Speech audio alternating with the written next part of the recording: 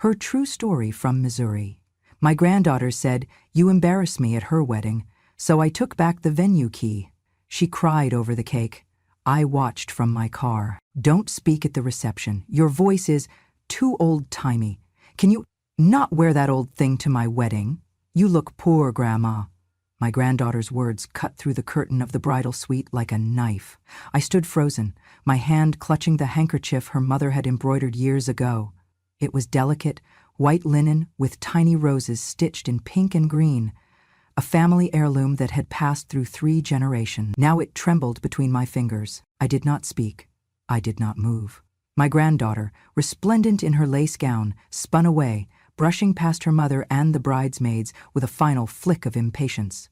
The wedding planners hovered behind a makeshift arch covered in silk flowers, whispering to one another, phones in hands, glances darting my way. Every movement around me felt frantic, the florist fixing last blooms, the photographer adjusting lights, the coordinator checking the timeline. I felt invisible, shoved aside like an unseasoned prop. But I was not a prop. I was the woman who had held this girl when she was 6, her big eyes trembling with grief after her mother died in that car accident. I had stepped from grandmother to primary caregiver overnight, when her father could not bear to lose another woman he loved. I had signed permission slips, guided her homework, whispered encouragement into her ear before every recital and every middle school test. I had sewn patchwork quilts to keep her warm in winter and read her stories in that same room where now she stood in white, her face set in a mask I did not recognize. I remembered the first night she lived with me, the way she looked up at me from her tiny bed, sleep still wet on her lashes, and asked, "Grandma, will you always be here?" I had said, "Till the earth doesn't turn," and meant it with every fiber of my being. Yet here, in this moment, I felt every promise unravel beneath me. I watched her, this woman who was once the child curled into my lap, deliver the perfect speech for Instagram caption and then reduce me to a punchline live in the dressing room. I looked down at my dress, hand-me-down from my own daughter's wedding decades ago. Its floral pattern faded, but the lace still intact. It had been pressed and steamed to appear clean and supple, but its soft pastel design looked out of place beside her couture and designer gowns. They had told me to wear something understated, and I had listened. But now I saw the implication behind the words. Wear something forgettable. Look like you belong in the background. The team around me parted, forming an aisle through which I walked unannounced, heading out the back exit. No one admonished me. They were too busy smoothing wrinkles in the bride's train, adjusting jewelry, double-checking the hairpieces. I stepped outside into the cooling Missouri afternoon and inhaled deeply. The air tasted of freshly cut lawn and an approaching storm. Not that it mattered anymore. I thought of my granddaughter's voice, sharp, polished, biting, saying I looked poor. I thought of the expenses she and her fiancé did not understand I had nurtured.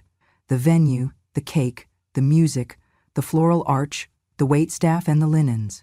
Every dollar of it came from the trust I had set aside when she lost her mother, funds I had planned for the day she found someone to share her life with. She had married a man who came from money, and suddenly the world mattered more than the woman who had raised her. I fingered the handkerchief, dry between my hands now, and thought of those nights when the two of us would fall asleep watching the ceiling fan spin stories out of the gloom. How I had sat at the foot of her bed, praying for her future, hoping she would rise stronger than the sorrow that brought her to me. I remembered the first time she said, "I love you," before drifting off, the way her voice wavered between gratitude and fatigue, and now this. I closed my eyes and let tears gather just long enough to feel their weight, and then I wiped them quickly. I would not cry in front of them.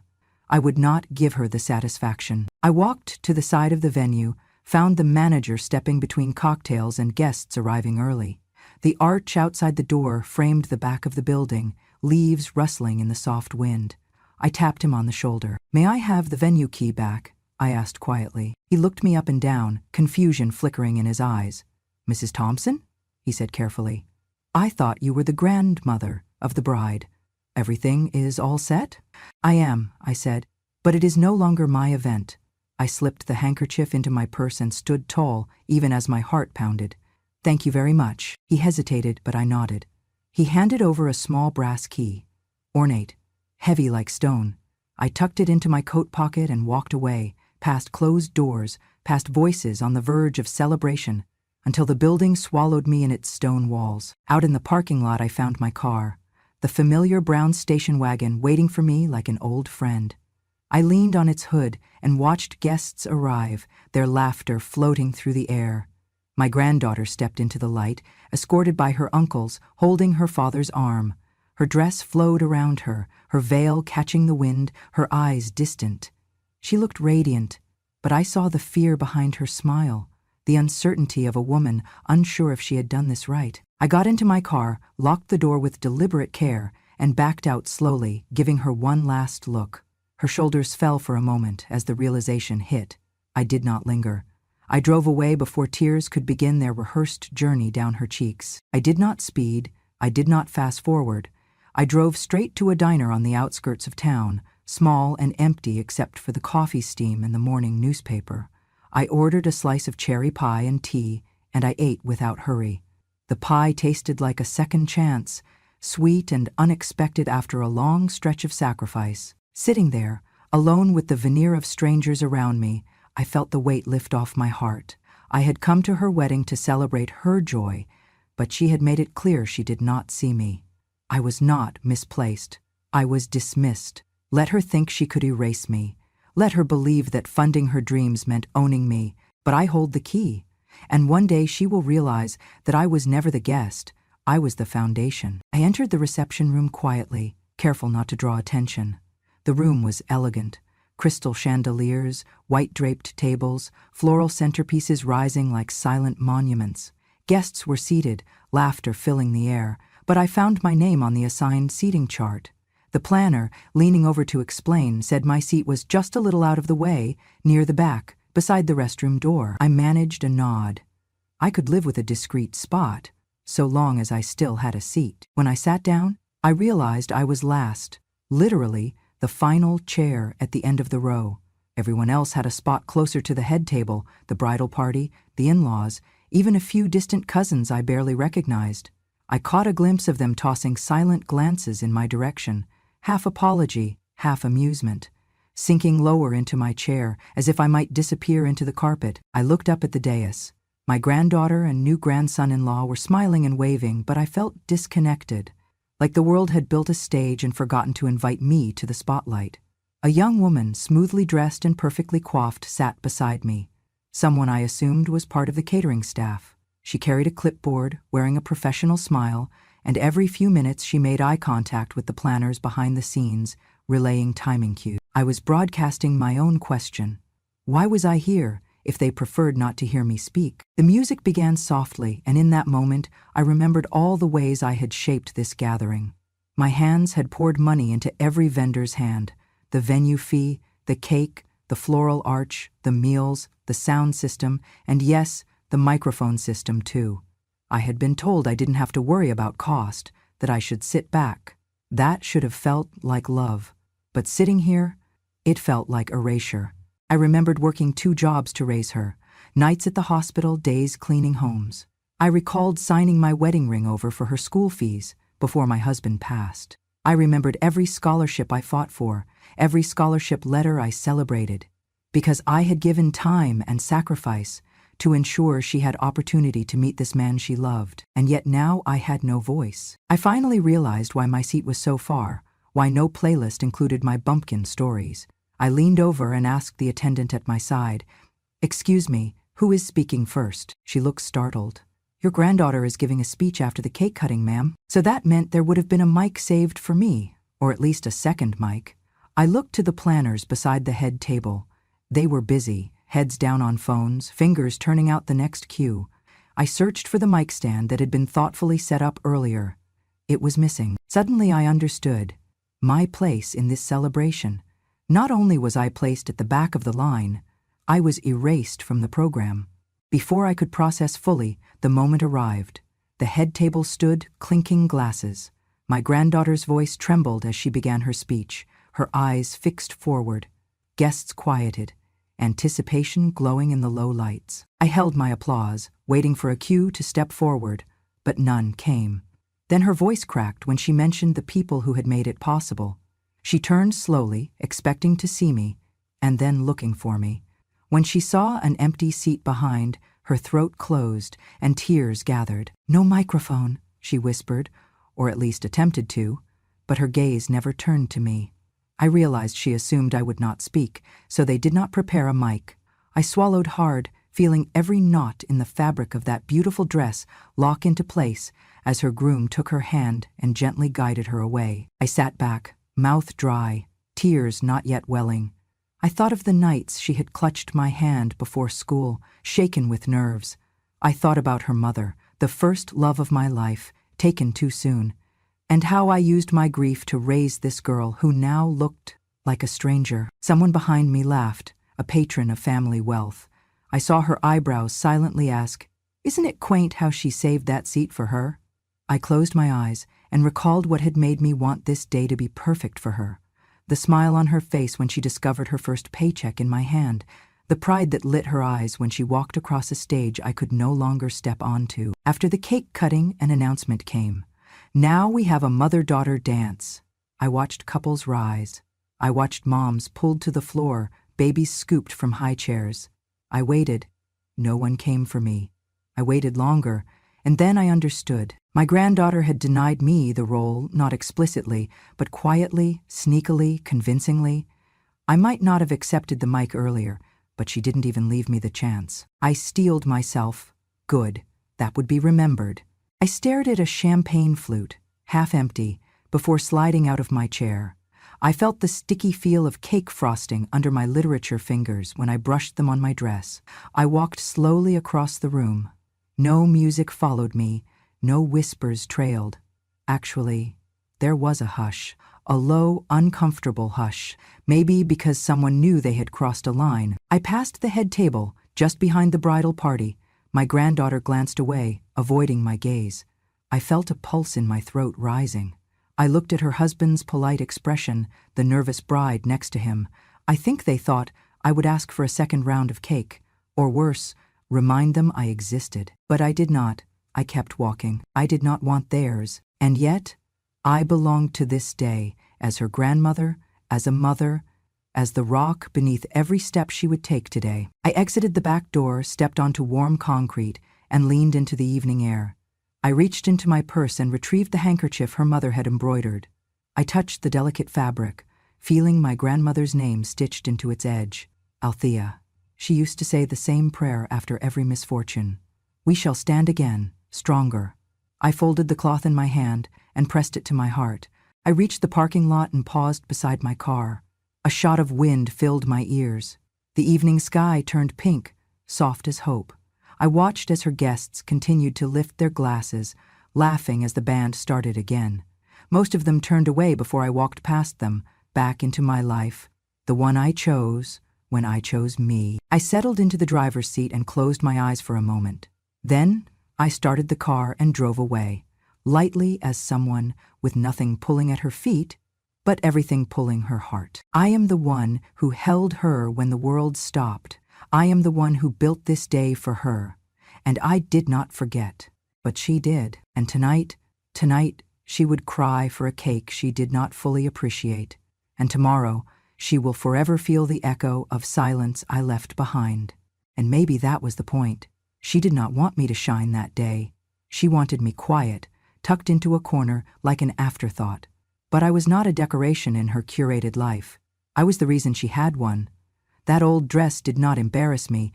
It reminded me of who I had always been, and who I would always remain, long after the silk gowns were boxed up and forgotten. As I stood near the guest table, one of the few places left where I did not feel invisible, I heard her voice. "You remember when my friend laughed at your dress, Grandma? Called it trailer park chic?" she asked a distant guest, a new coworker in a pastel suit. I felt embarrassed. I just changed after that. I stiffened. She said embarrassed, not hurt, not sad, embarrassed. And that single word carried more weight than I expected. I thought of our life together after her mother died, how I slept on a reclining chair in her room for months so she would not be alone.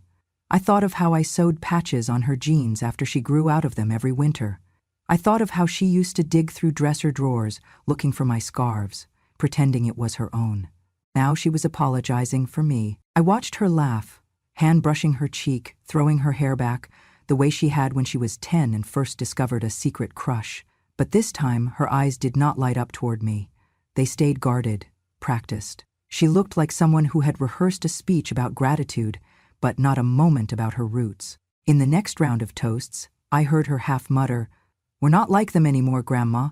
We've moved up." The words struck me like a slap. Moved up, gentrification of identity, detachment from origin. Her voice carried entitlement, distance disguised in early wealth. I closed my eyes, trying to steady myself. Moving up had a cost. Today, I paid it. Around me, the reception continued, a live band playing cover songs, guests sipping champagne, servers passing trays of hors d'oeuvres. I felt like I was behind a glass wall, watching but not allowed in. When she was young, she'd tug my sleeve and whisper, "Tell me a story, Grandma." I told one, a bedtime fable, about a young girl who planted a seed and watched it become a flower strong enough to weather storms. She loved it. She asked for it every night. Now, in front of her friends and new colleagues, she introduced me as a nice older person from my mom's side. A concession of acknowledgement, the kind you give your mother after your stepmother chooses what matters. But instead, I folded my hands in my lap and let the music swell without me. I was not bitter, just awake. Awake to the truth that love, given without conditions, could still be forgotten. Awake to the ache of being edited out of a story I helped write. And as she twirled in the glow of borrowed admiration, I whispered to myself, "You were never small. They just stopped looking." Then it happened.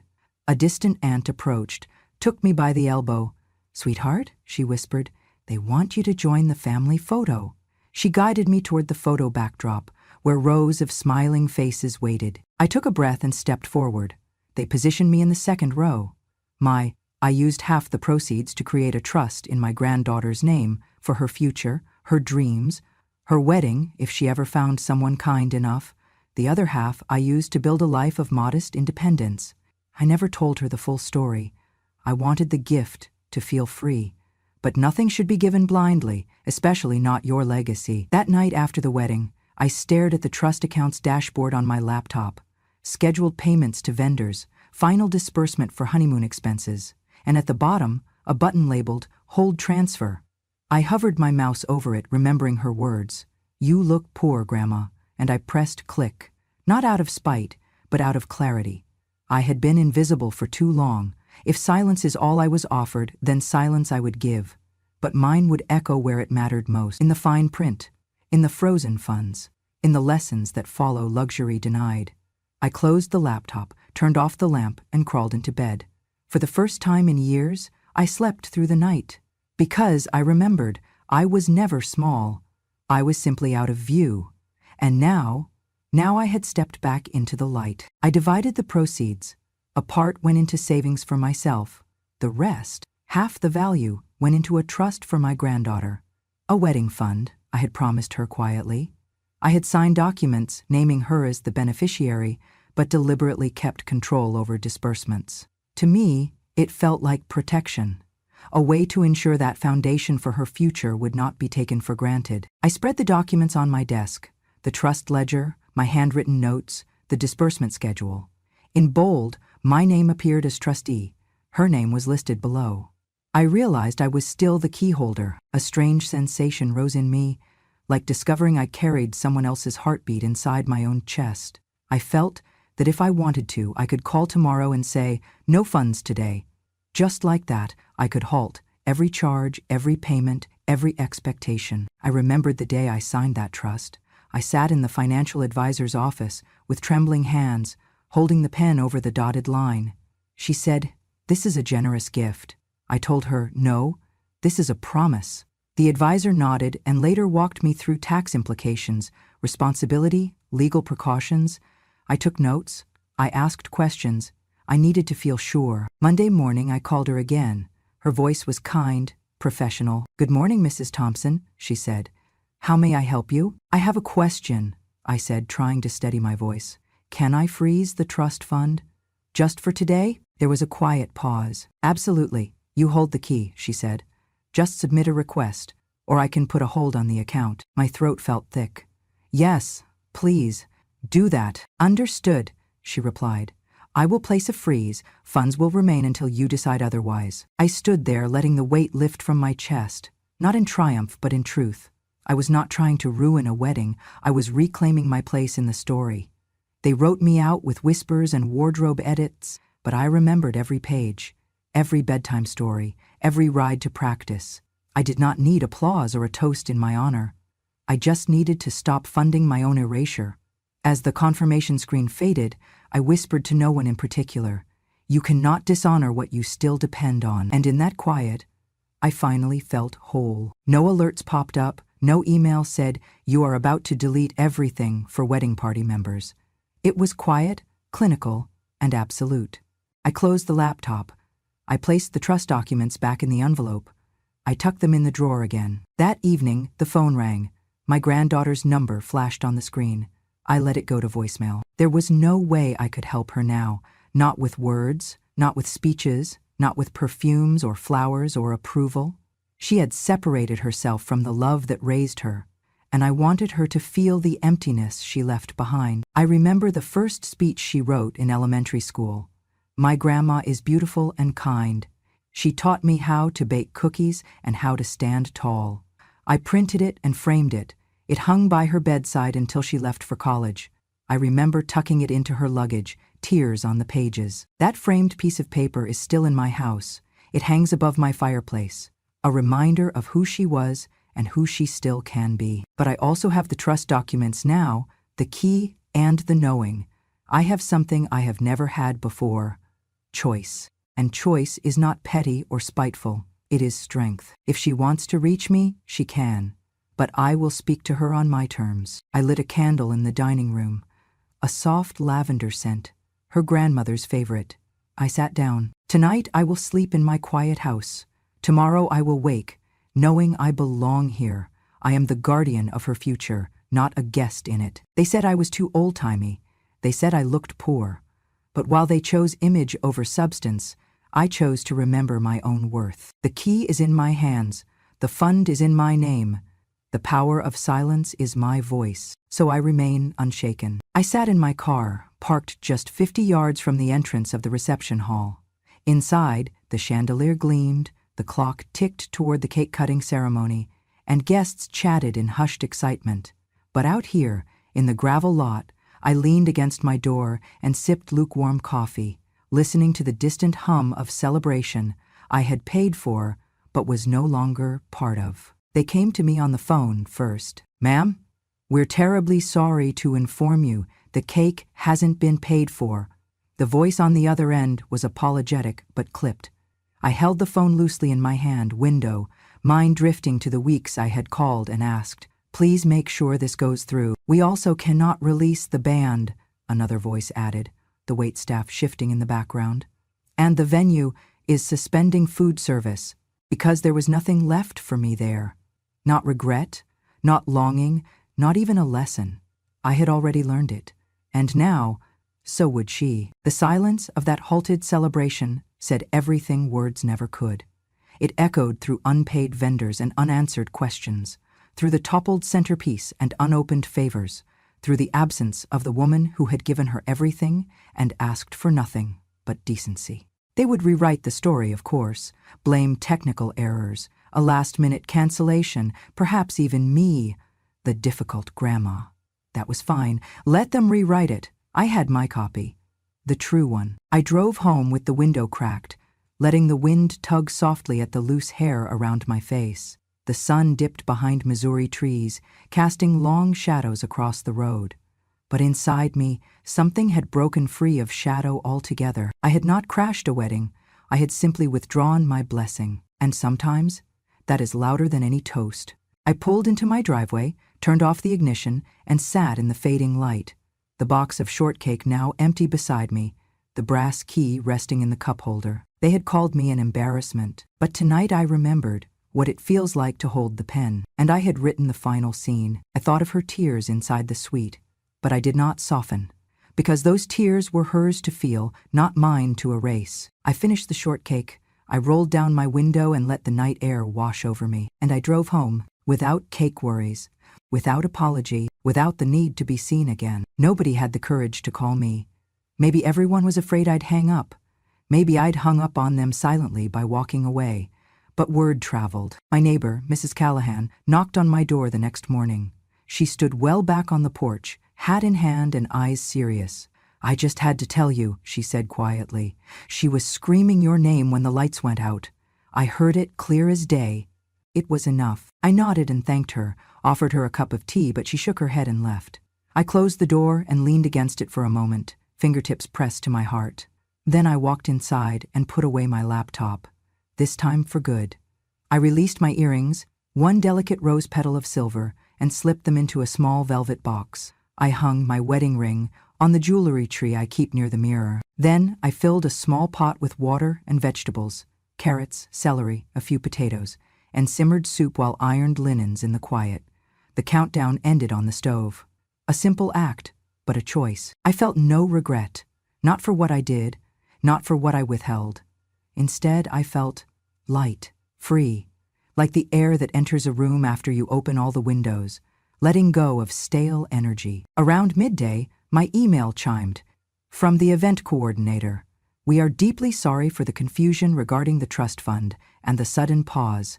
We did not know that Mrs. Thompson held legal authority over the payments involved in tonight's ceremony." Another note. "Please accept our apologies." Another. "If you would be willing to share how this came to pass, we would appreciate the opportunity to learn." I allowed myself a small smile. They did not know why it had to happen this way, but they could still learn. I tapped the email box, drafted a reply. "Thank you for reminding me I still have choices." Then I sent it. It felt like dropping a pebble in a still pond and watching the ripples spread. Outside, the world carried on. Children laughed as they boarded buses, someone's lawnmower roared down the street, a dog barked in the distance. My house remained quiet. I ate the last of the soup, satisfying and warm. No guests, no celebrations, no awkward apologies. In the afternoon, I opened a drawer containing wedding photographs, those digital files I had never shared, images of guests dancing, flowers arcing toward the sky, my granddaughter's smile lit by sparkle lights. I deleted them all, not out of spite, out of intention. These memories were hers, not mine to keep. I deleted the images, letting the files fade into software oblivion. Each image deleted felt like another small step toward reclaiming what was mine. Not in bitterness, but in clarity. By evening, I sat in the soft light of my living room. A candle burned nearby. I held a cup of lavender tea as the furnace hummed comfortably. I thought about quiet, the kind of silence that does not hum with sorrow, but sings with self-respect. I thought about the lesson I learned too late. Never let kindness be mistaken for weakness. A phone buzzed on the table. My granddaughter's message. "Mom and Dad say maybe we can fix this." I read it and tapped like, but said nothing. She might come calling again, but this time I will answer when and if I choose. I remembered who I was before want and need eroded my boundaries. I remembered that love and funds are not the same. Love is shared. Funds can be given, sheltered, or withdrawn. The day did not bring headlines. No news van stood outside. No fears. Just me. With my soup bowl empty, my heart steadier than it had been in years, my mind clear. One day I will speak with my granddaughter again. Maybe we will laugh, maybe we will cry. But right now I am choosing silence, simplicity, and a peace I earn. And when the echoes of last night's celebration have fully faded, I'll keep this moment, quiet, full, and wholly mine. I remember that first Saturday vividly, the one when I decided I wouldn't hold someone else's dress anymore, not literally, not metaphorically, not ever again. I walked into the community arts center, walked past tables of brushes and glazes, and introduced myself to the ceramics instructor. She greeted me with warmth, but no pity. It felt like a fresh start. My hands trembled as I molded clay beneath them, soft, pliable, obedient. The clay didn't care about my age or my baggage. It just responded when I applied pressure, when I shaped it with purpose. That afternoon, I learned how to throw a pot. The wheel slipped at first, the clay collapsed. But when I finally made it stand tall, upright, I realized something. If I could shape mud into something beautiful, maybe I could shape my own life too. I started going every Saturday. The other women in the class ranged in age, background, and skill. Some used clay to craft sculptures. Others released decades-old emotions into vases.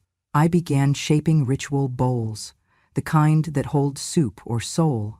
I let the kiln fire be a metaphor, and the finished pieces felt like new chapters in my hands. I also reached out to old friends, women I had lost touch with because my life became caregiving, fixing, supporting others. One afternoon, I met my former book club at a coffee shop downtown.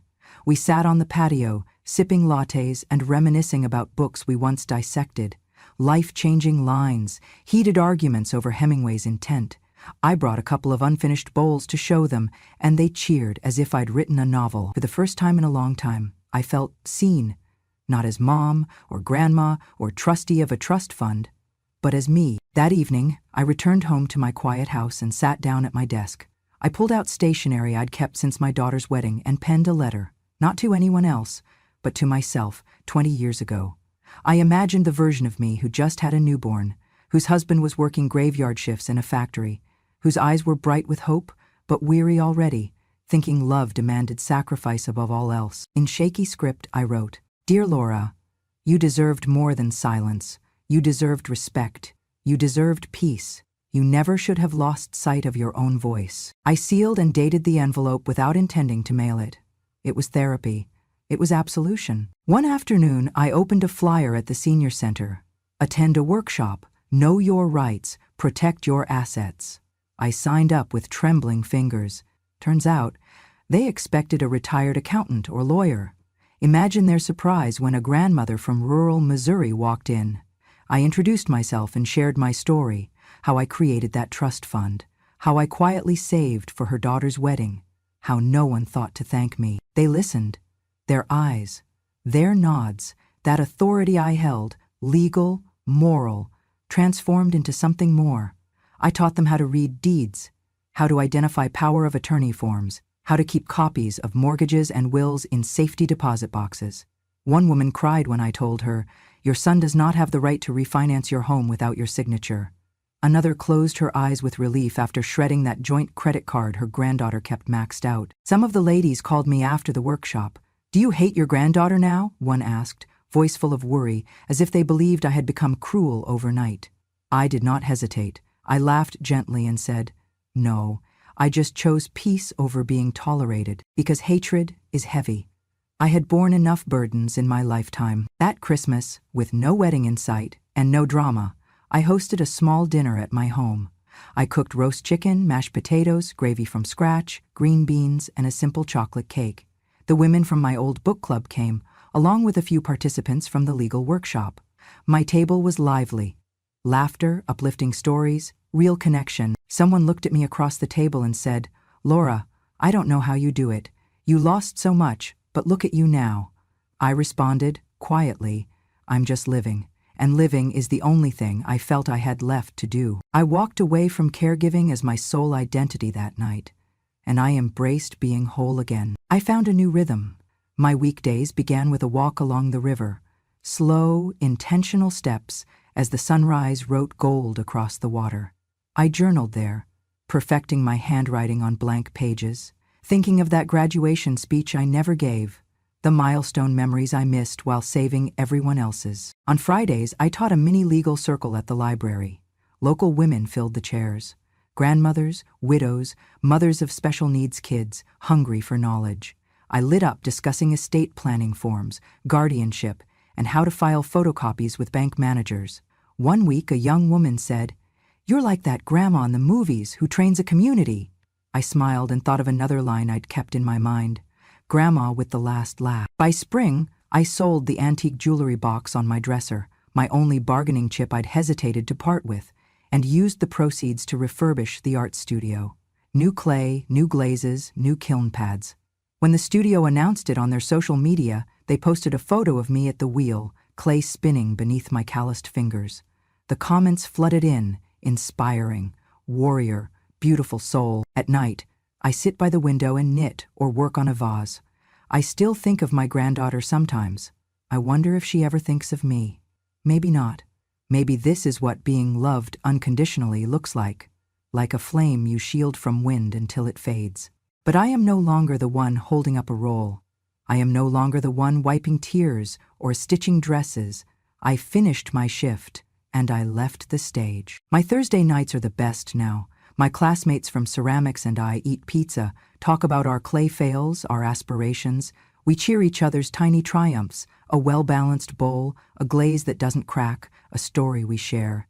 Then we drive home with clay dust in our hair and stories in our hearts. A neighbor asked me once, with genuine curiosity, "Don't you ever miss how your granddaughter used to look at you?" I looked out the window, saw moonlight dancing on the car parked across the street, and said, "Sometimes. But I don't miss being forgotten." So to those who feel their identity slipping away under the weight of caretaking or courtesy or those unspoken expectations, here is my truth. You are not a background character in someone else's life. You are not merely a story of what you did for others. You are a story worth telling. I do not hate my granddaughter. I remember the time she was 6, and we ran around the living room with balloons, laughter bouncing off the walls so loud you could hear it for blocks. I remember her breathless, "Grandma, watch this!" and the way I caught her as she tumbled off the couch. She was my heartbeat, my pride, my reminder that even after heartbreak, love could grow again. It hurts to admit that she no longer sees me, but I also refuse to raise her from a distance. I cannot rescue her from the lesson she must learn, because sometimes love isn't about saving them. It's about letting them face the consequences of a choice they made. If you are a grandmother or a mother reading this, know this. Being kind does not mean you have to be silent. Being generous does not mean you have to be powerless. Being quiet does not mean being invisible. I taught my granddaughter to walk, to read, to dream. I scooped her up when the world seemed cold. I held her hand through every scraped knee and every broken heart. Yet today, I stand apart from her celebration because of how she treated me. She called me embarrassing. She told me my voice didn't fit her moment.